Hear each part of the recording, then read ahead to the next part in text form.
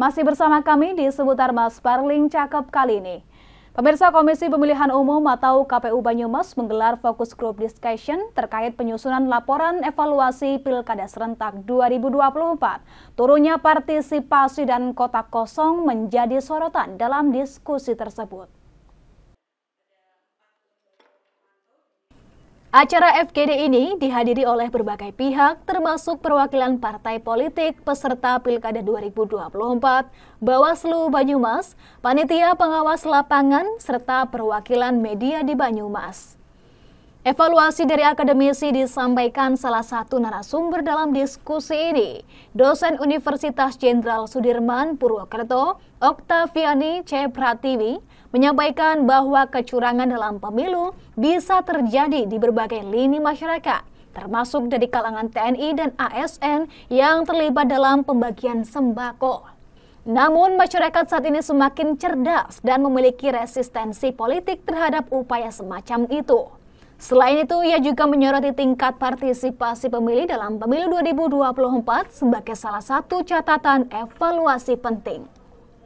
Komisioner Bawaslu Banyumas menyampaikan beberapa evaluasi terkait aturan dan regulasi penyelenggaraan pemilu, terutama dalam hal penertiban alat peraga kampanye atau APK. Ketua KPU Banyumas Rofingatun mengatakan persoalan regulasi bagi penyelenggara perlu benar-benar dievaluasi. Salah satu tantangan terbesar adalah persiapan pemilu yang hanya berlangsung sekitar 8 bulan, termasuk pembuatan alat peraga sosialisasi pemilu. Kosong memang ini menjadi keterkejutan semua pihak saya kira, karena di Banyumas sejarahnya pernah calon-calon yang maju di Pilkada ada 4 sampai dengan 6, namun ini baru pernah hanya ada 1 pasangan calon. Saya kira dinamika ini juga terjadi karena kondisi politik di daerah juga berdampak dari peta politik di Pilpres mungkin ya. Jadi memang beberapa peserta pemilu dalam hal ini parpol juga sudah habis-habisan di periode pemilu sebelumnya, kampanye sebelumnya, kemudian berjarak 8 bulan kemudian ada pilkada, sehingga memang mungkin secara logistik dan tenaga begitu ada keluh kesah dari para peserta pilkada, ini sudah kelelahan waktu pemilu.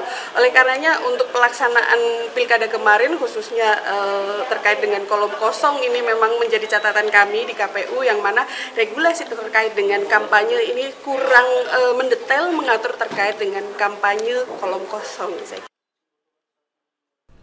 Terkait partisipasi pemilih dan surat suara tidak sah, hasil kajian KPU menunjukkan bahwa di 27 wilayah yang menggelar pilkada dengan lawan kotak kosong, angka partisipasi menurun.